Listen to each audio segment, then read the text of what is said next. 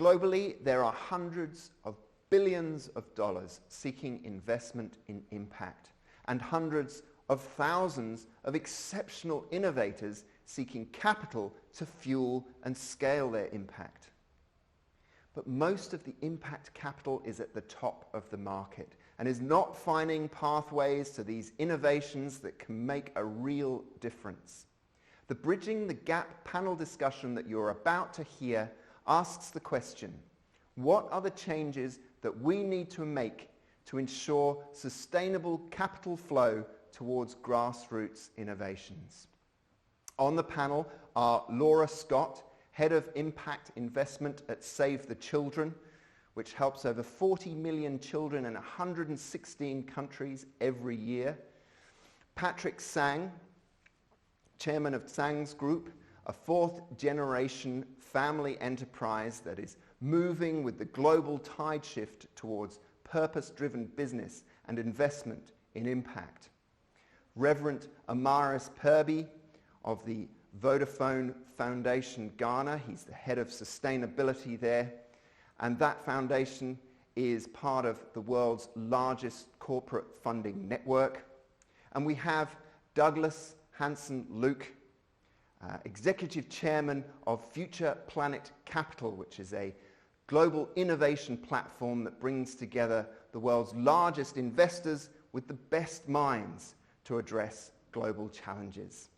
The panel is chaired by Clarissa Drysdale Anderson, co-founder and sustainability director at Livogo, who focus on accelerating impact through early-stage technology investment.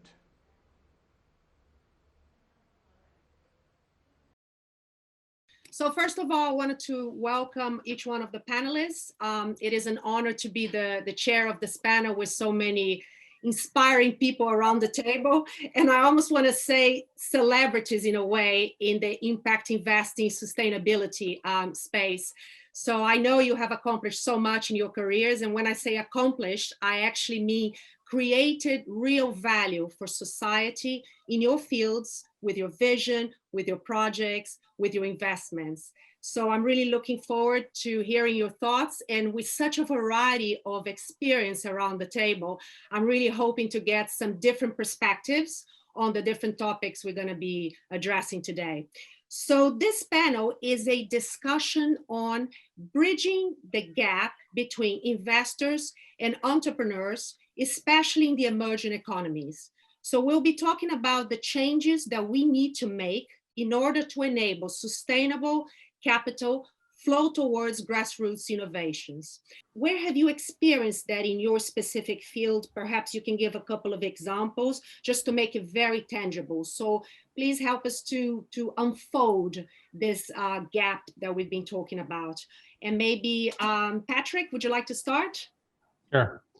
So I guess the first thing I would say is no matter the times of today or in the yesterday or in the future, as an investor or as an entrepreneur, the mindsets are very different. We're in the opposite ends of the spectrum. So first of all, in any deal, whether it's sustainability or otherwise, it's all about alignment of interests. So it's about whether whatever culture you're from, whatever company you're from, if you're able to understand the other side and the other side is able to understand you, you're on the same page as it were, then there's a chance of getting a deal done. Secondly is, I think in the past, I think there's a misconception of people thinking that if it's a sustainable investment, it can't be profitable or can't be maximized. A sustainability investment can be profitable and can be very profitable, and this can be maximized. And there's no way that there's the old kind of like misconception thinking that it's a mutually exclusive event with helping the environment or otherwise. If enough of us put in a concerted effort, then actually we can reverse the change and actually do more, which will cause more positive impact to society and also the environment. And we've got to take action, and the action has to be taken now. Otherwise, we will run out of time. I think one more thing I want to add is the way that millennials and young people look for jobs now is that they are no longer like in the old generations where it's totally driven by money or finances. They're actually driven by purpose. And if they go on board and share the same purpose as do this company, I'm proud to be working for them. They're doing the right thing. They're doing sustainability. I want to work for them.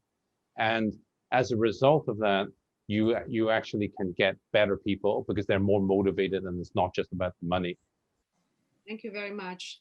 Laura, do you want to elaborate a little bit on your side, your specific experience in understanding the gap between entrepreneurs and investors?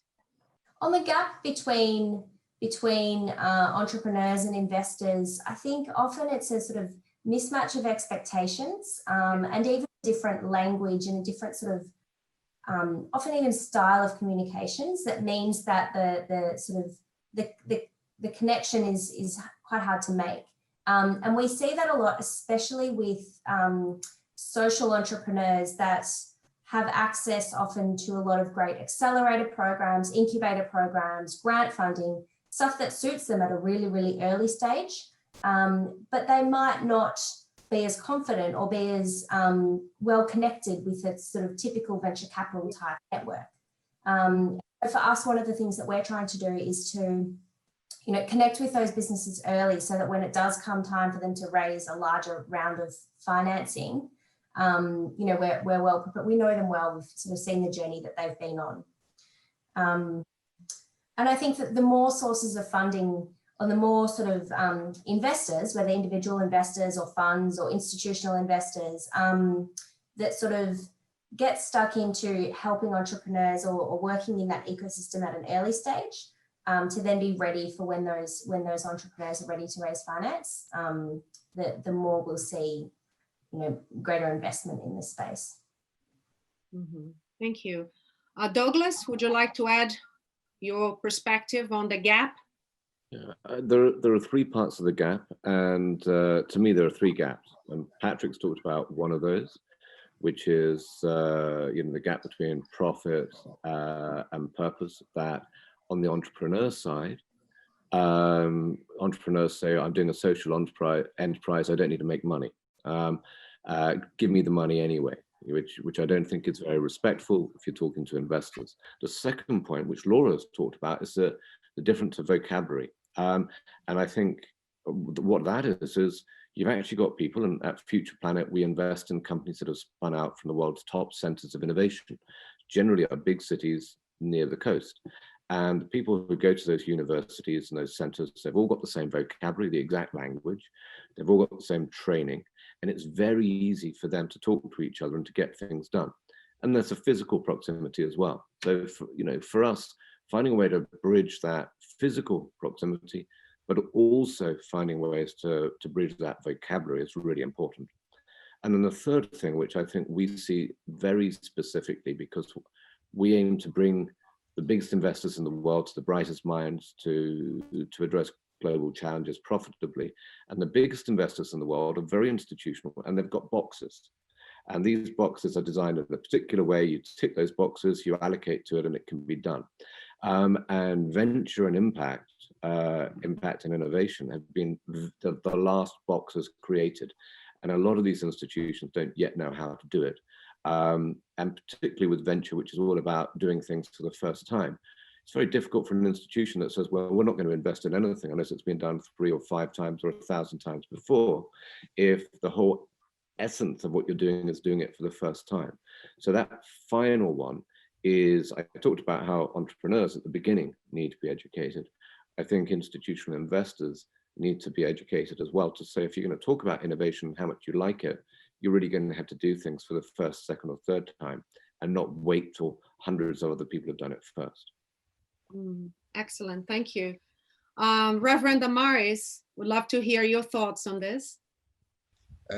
We are currently experiencing between investors and entrepreneurs, I would say, I'll just put it in one word and say distrust on the part of the entrepreneurs.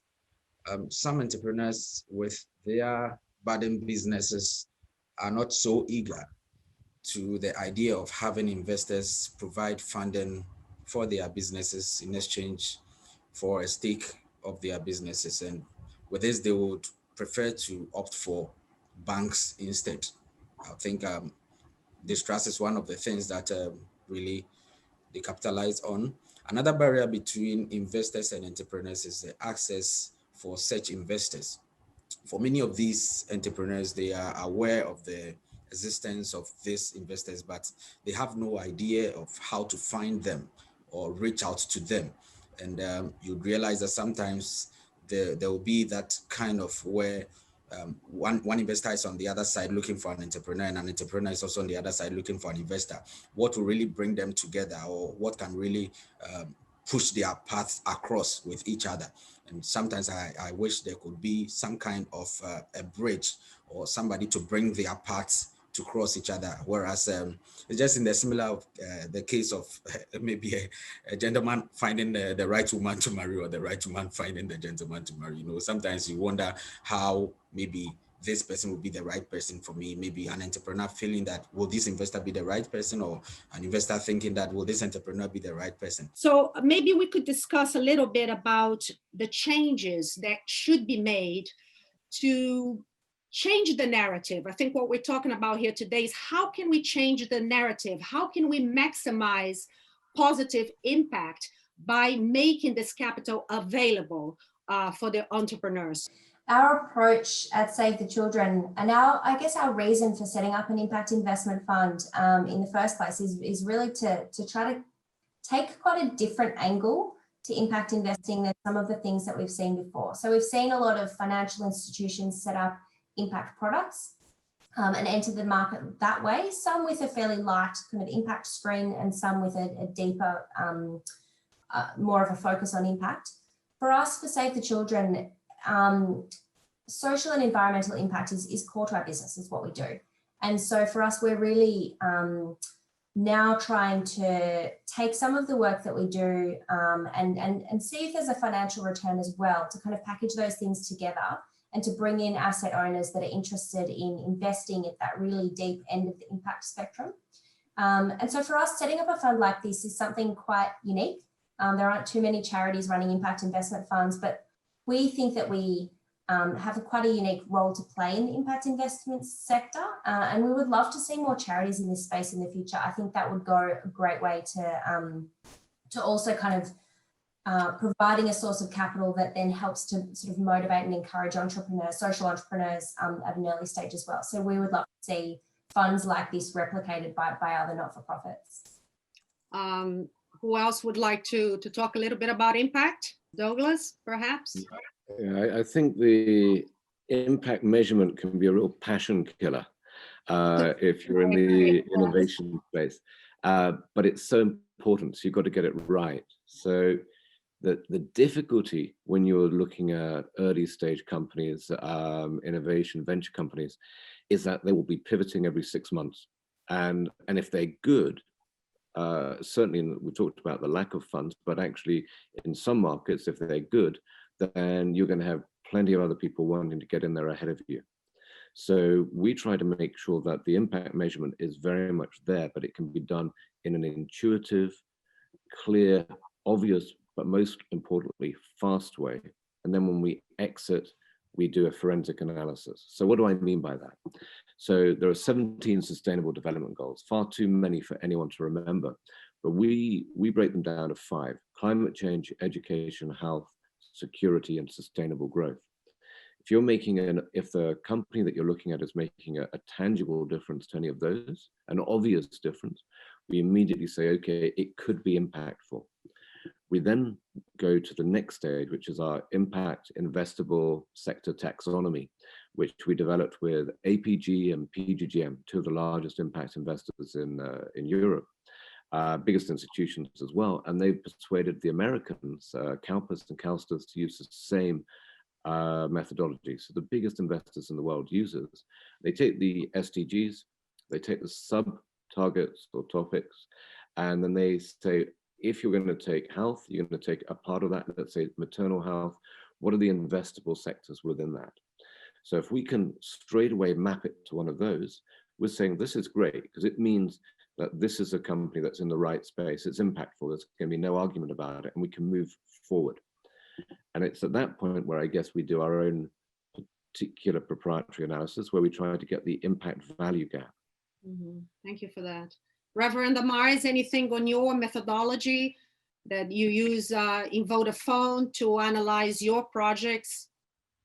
As I'm talking to you right now, we have doctors, we have IT professionals who are going through various schools that we've helped, also various communities to take their feedback and also follow up with activities that we've done for them.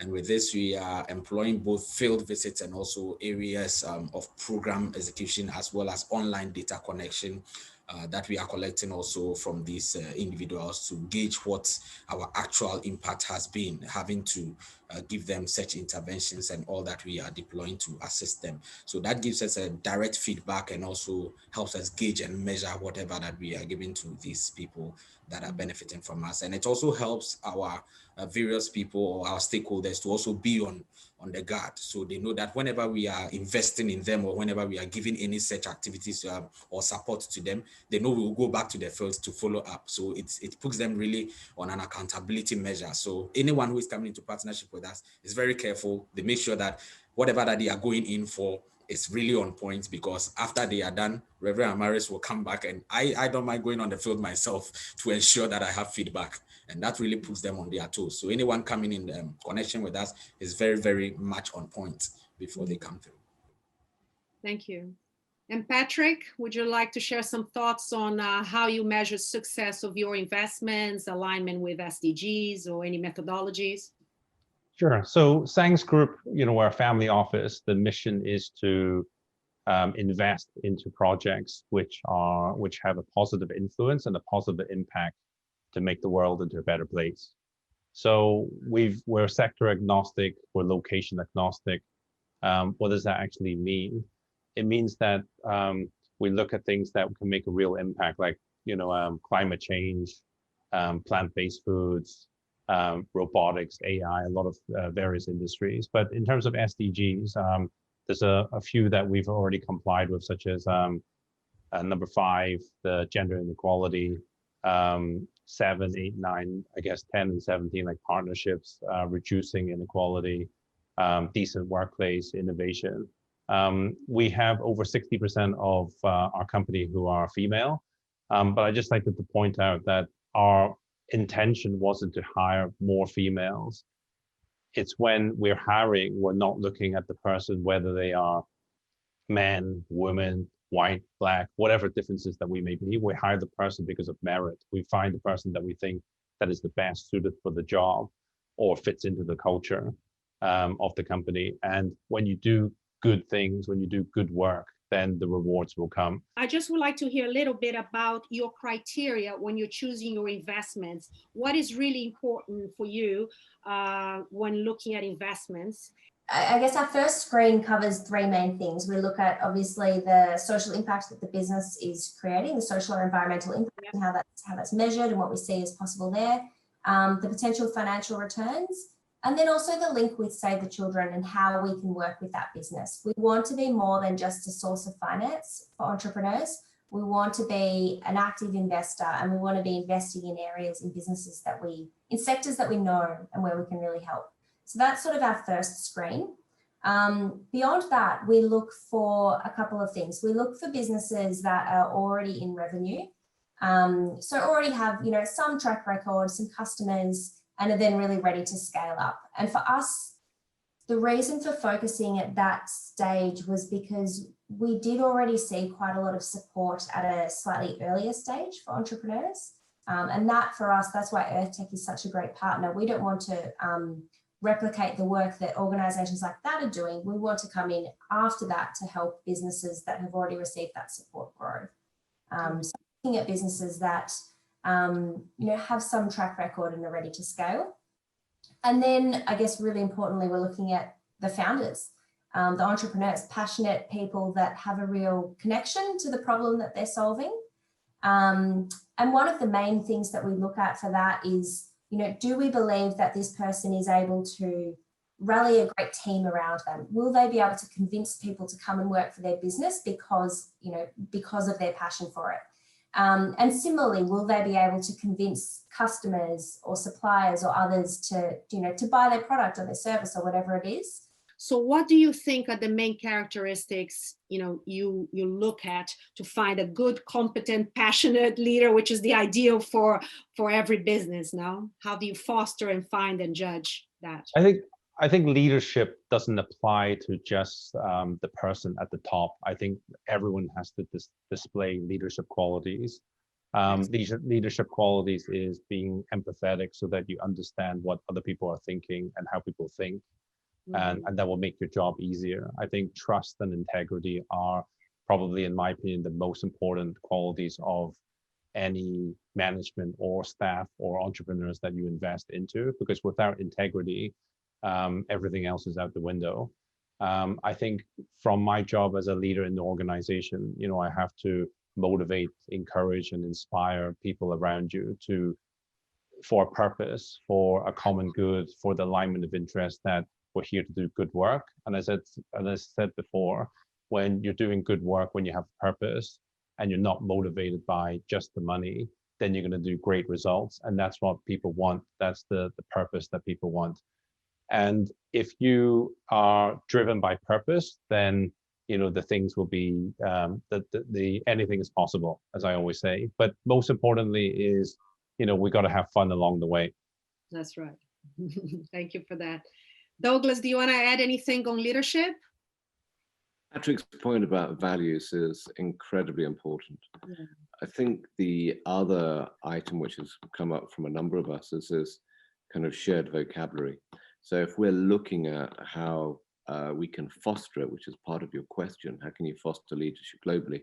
Really, it has to be the interchange and the connecting of people across networks, so that if you've got a leader, let's take them out of their home environment, take them to somewhere else around the world, whether it's a university course, getting your team members to actually work with a company or an investment manager in another continent. I think that really helps, because then you've got both a shared, language. We can all speak English as we are during this call, but you've also got the culture, the awareness of where people are coming from. And I think that really helps leadership, because leadership is so much about understanding how to inspire people. And to do that, you've got to be able to listen, you've got to be able to watch and learn. And Reverend Amar, is any more thoughts on sort of leadership, and how do you foster and look for leaders in your projects that you would like to share with us? One way I believe my organization finds leaders is by seeking out those who are willing to go above and beyond themselves and what they are required to do. Such individuals who are willing to take on responsibilities that are above them, in essence, giving the green light that, yes, I may not be at that level that I'd wanted to be, or I may not have been that kind of executive position, but this is what I really would love to do. And at that level, that they feel that I'm capable even now of those responsibilities, we usually will give such people the try to pull out their drive, because my father always used to tell me something, that it's better to always be available than be able. Because when you are available, you can be able. When you're available, you can always learn to be able to do it. But when you're able to do it, you might not be available when we need you. So if there are no other remarks, I also would like to just perhaps finish by saying that these are very exciting times, because I particularly have never seen such an alignment across multilateral development funds, governments, private capital, and what I call the men on the street, the influencers around the achievement of the SDGs. Thank you very much for each one of the panelists for shedding light in this topic and for your individual contributions. Thank you. Thank you, Clarissa. Thank you, Clarissa. Thank you, everyone.